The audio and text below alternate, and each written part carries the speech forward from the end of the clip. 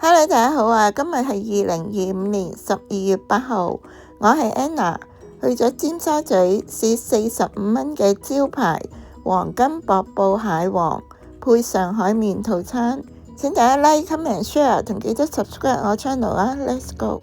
喺尖沙咀港鐵站邊2出口，然後直行到尾。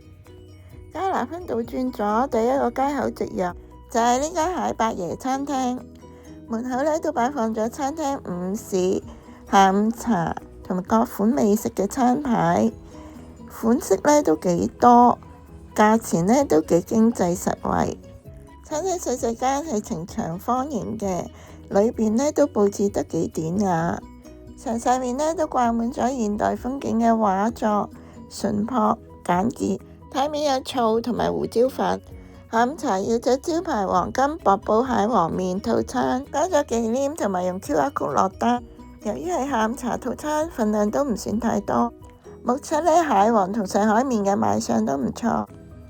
而家我就將呢碗咁靚嘅蟹黃蟹膏慢慢咁加入呢個上海麵嗰度。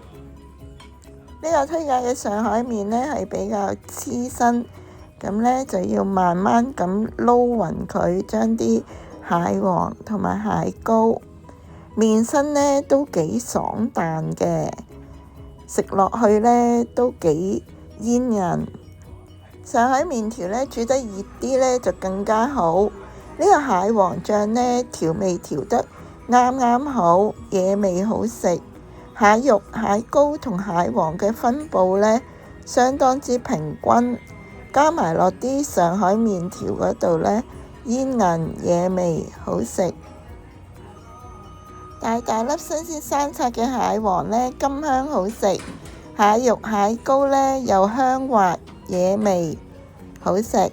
仲包咗一個生煎蟹粉小籠包，唔小心夾落去已經爆晒汁㗎喇，底部煎得好香脆。餡料有新鮮嘅豬肉撈埋蟹粉野味好食，包皮軟糯之餘又帶香脆。最後就加埋呢個紅糖冰粉，夏天食最啱，冰冰涼涼。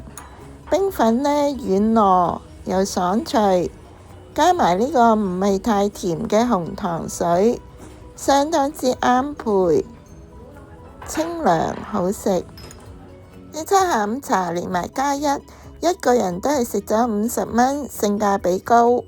以下係今日下午茶同午市同埋各款美食嘅套餐 menu， 供大家作為參考嘅。今日分享係咁多啦，多謝大家收睇，我哋下條片再見啦，拜拜。